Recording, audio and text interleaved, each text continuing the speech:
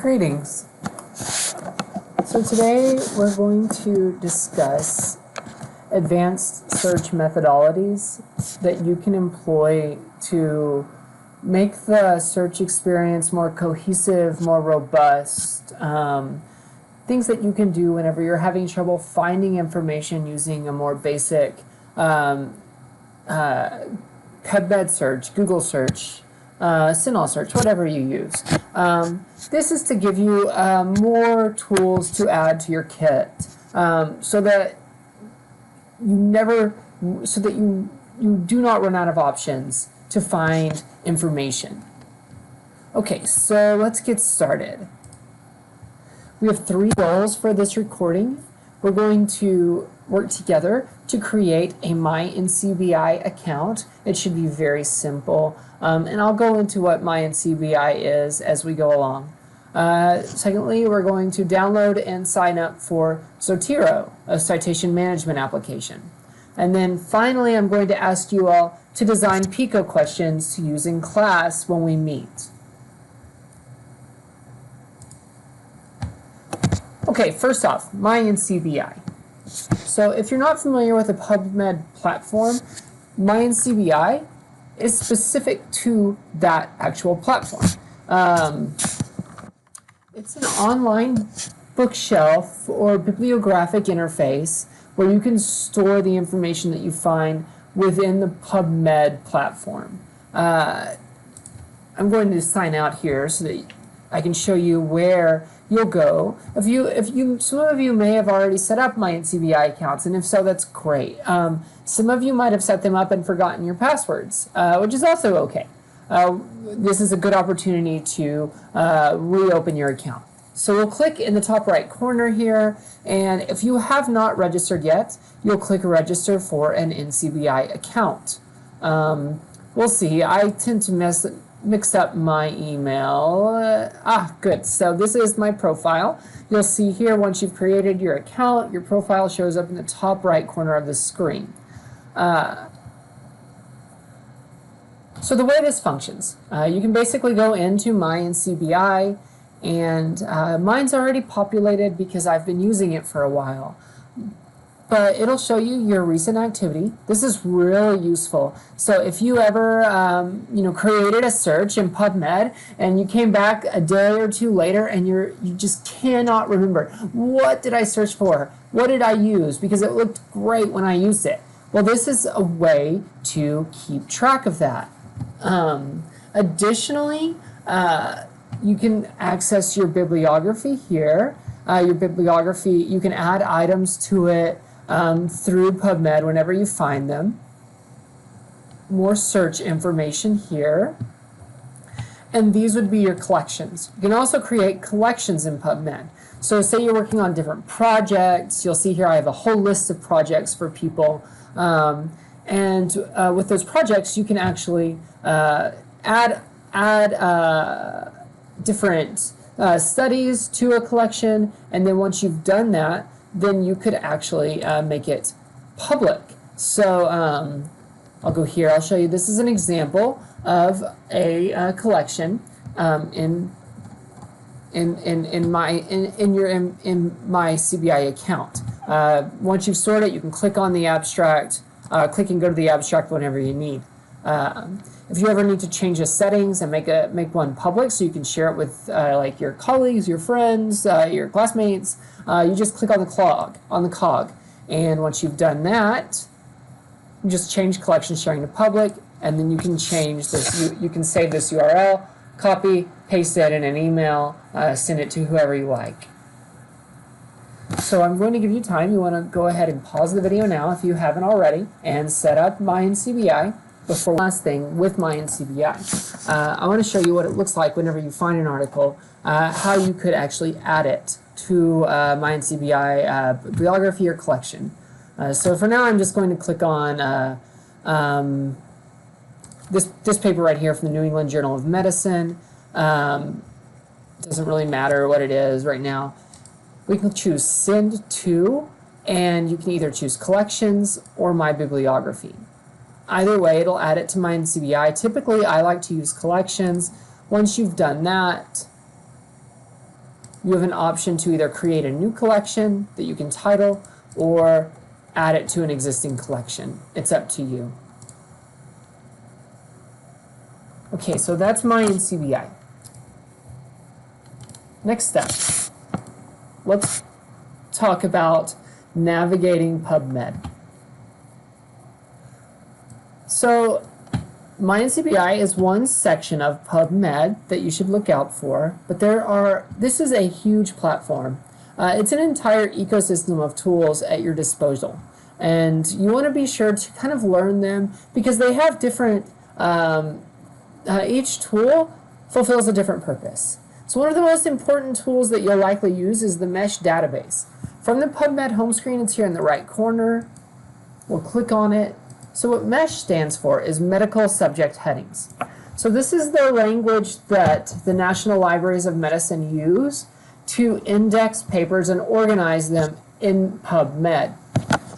If you're ever searching for a paper and you can't quite figure out the language that you need to use, MESH is a very useful option. So by searching MESH for like synonyms or for concepts that you're interested in, you can find out what language is specific to PubMed. So in this instance, I'm going to look up let's go with stroke. Very simple. Now, once you do that, and the other useful thing looking at stroke is that you'll see that it pulls a lot of different mesh terms. So you can have the very basic term right here, and then you can get more specific. You could even look at heat stroke, and so on. So we'll click on the basic subject heading, the mesh term for stroke. PubMed gives you a definition for this is how NLM defines this term. You'll see the term was introduced. It was introduced in 2008. This 2000 here means that the stroke subject heading has been in use since 2000, but that it was updated in 2008. Okay, you'll see here, if you're ever looking for information about any of these terms right here, searching PubMed for stroke mesh will search for all of these. The other valuable things, components in the mesh, in a mesh heading, on this page, like we have in this page, you can scroll down and you'll see the mesh tree.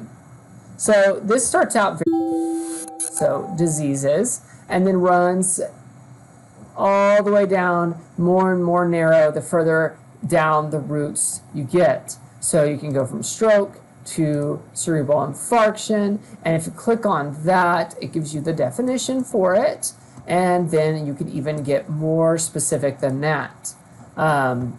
Again, these are all of the different terms that get searched when you search for cerebral infarction. These subheadings right here allow you to sort of make your search occur more. You can make your search more efficient by using these. So say you've got cerebral infarction and you want to look at therapy or rehabilitation. You can check both of these boxes and then add all of it to the search builder.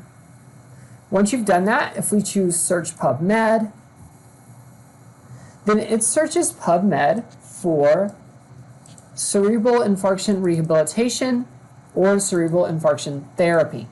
It delivers 8,000 results. We can obviously get more specific than this. Now that we have our search results here, we have 8,000 results, you could even go up here into the search box and you could start adding new terms if you wanted. You could go back and add mesh terms, or you could try to add basic terms. So let's say you're interested in cognition. We could actually put cognition to the right of our original search. We would use this figure right here, and this is a Boolean operator in this case that connects both this part and this part, therefore making our search smaller. So let's search for these and see what we get. This knocks us down to 142 papers. Much more reasonable, a little bit much, but a lot easier than searching 8,000. We could further delineate here using the filters on the side. Let's say we will only want papers in the last 5 years,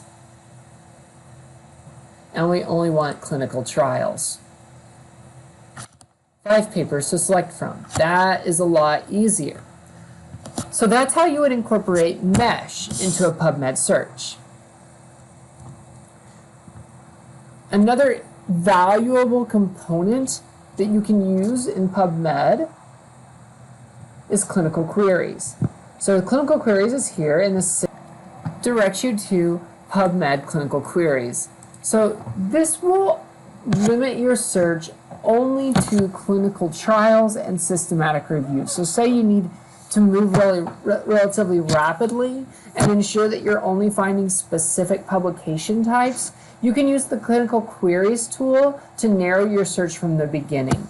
So for instance, we'll do stroke, and you could do this right here. If you do stroke mesh in brackets, then that's going to search the mesh term, and we'll do cognition, and we'll also do mesh brackets to search the cognition mesh term. We'll choose search. You'll see here we have categories. You can have a few different, so these are clinical domains right up here.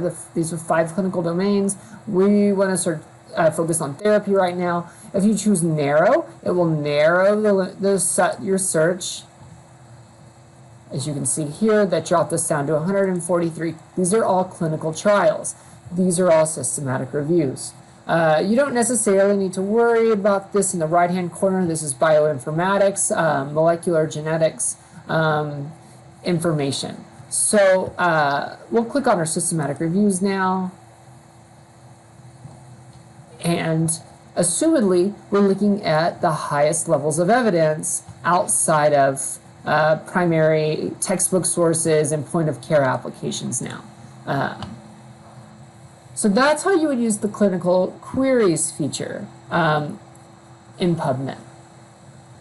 So there are only a couple more things I want to show you in the application. We'll dive further into these when we meet in class, but another useful tool for you is the journals in Ncbi databases.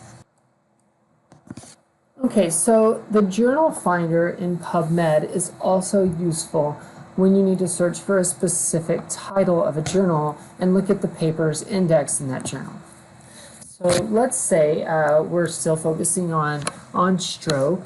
Let's look up something like, say, neurorehabilitation, and make sure I spelled everything correctly, and we'll search.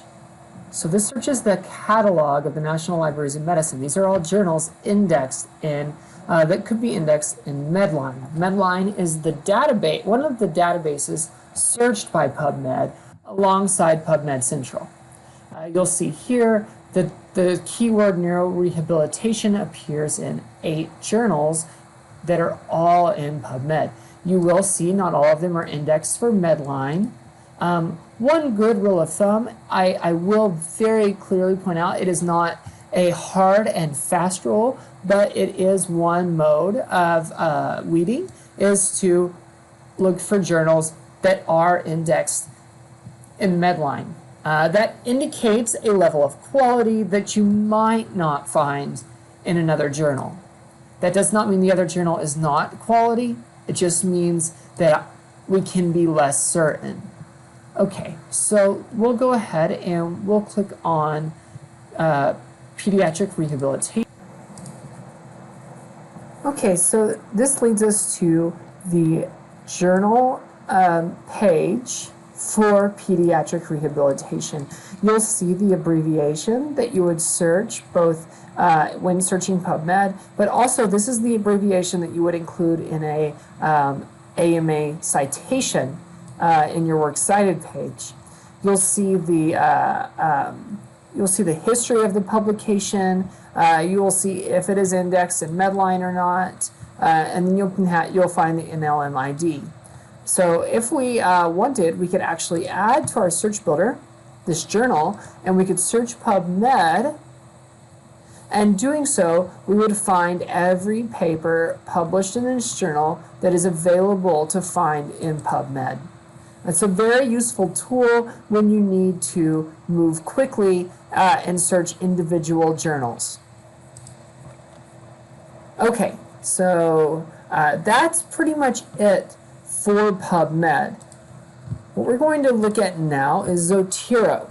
So Zotero is a citation management application that can be accessed either at zotero.org, or if you're familiar with EasyBib, Zotero has a similar site called zbib.org. What we're going to do today is we are going to download Zotero and sign up for Zotero accounts. So let's go ahead and do that. We'll go ahead and we will go to zotero.org. So Zotero is a proprietary application. What that means is you have to download it on your computer in order to get the most functionality from it. It works for Mac, Windows, and Linux. There is a mobile application. It's a little bit funny, but just know there is one. So you can download the application here at this page. Really quickly, I'm going to show you a page to make the process of signing up for Zotero a lot easier. So keep in mind this URL right here, libraryguides.nau.edu/Zotero. If we go to this page, then we have a guide here through NAU Libraries that will show you how to create your account, register, and sync it with your device, and then it teaches you the basics of the application. Zotero is a highly functional tool. It's very powerful. It's very useful over time, especially as you begin doing a lot of research. If you collect information for an annotated bibliography or a literature review, I highly suggest using Zotero or another citation management platform as often as possible. It will save you an enormous amount of work in the end. Using Zotero, you can create citations automatically. You can easily create new bibliographies. You can edit citations. Zotero has a citation manager wizard that will try and scope out and find citations when you're on web pages. Overall, it's highly functional, and I very much recommend it. And for this class, you will need to sign up for Zotero, because once you are signed up, you want to go ahead and join this class's Zotero group for PT685. So you'll see you actually can get to this group to sign up for it by going to this URL right here, zotero.org/groups/PT685. We won't necessarily use this page yet, but we will use it in our follow-up class on June 3rd. Once you open the page, you won't see it on mine because I'm the group owner, but there will be an option to add yourself to the group. So please do that as soon as you've signed up for the application. All right. So that's Zotero. Let me also show you, just for fun, zbib.org. So this is Zotero's sort of Zotero Lite. Basically, you'll see this looks very similar to EasyBib. It's designed to help you cite things very rapidly. So for instance, if I am in, let's go back to PubMed here, and we'll just take this top paper. So if I have a PubMed ID, I could just copy it, go to Zotero, paste, and choose Cite. So on zbib.org, it automatically creates my citation. I can change it to whatever I want. If you want AMA style, you can select from this list here and download AMA to your bibliography, to your Zotero account. We'll just use APA for now. And you'll see that it asks you to edit the citation. And there you go. You have a complete citation now, which you can copy to your clipboard and then paste in your document.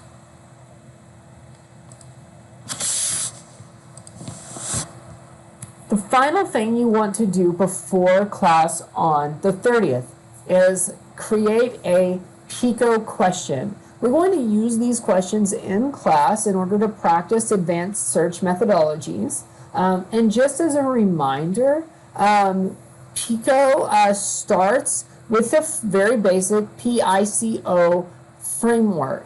So your P's, if you remember, stand for patient population. Your I is your intervention. Your C is your control comparison. Your O is your outcome. And then occasionally, but very, very rarely, you have your time or type. What I'm going to ask you to do is create a question for at least the PIC and then ideally the PICO. You do not need the T at all. Once you have that, go ahead and bring the question that you have formed to class. We will be going through these as groups, so be sure and bring it. Just as a reminder, you can get help with PICO by going to the PBC Library's evidence-based practice page. The URL is right here. And if you go to step 1, ask, and step 2, align, you'll find information about PICO. All right. I think that's actually everything that we have for our first meeting with one another. So go ahead, get started. And if you have any questions, do not hesitate to reach out to me or Dr. Bosch and let us know. I will see you all soon. Thank you very much.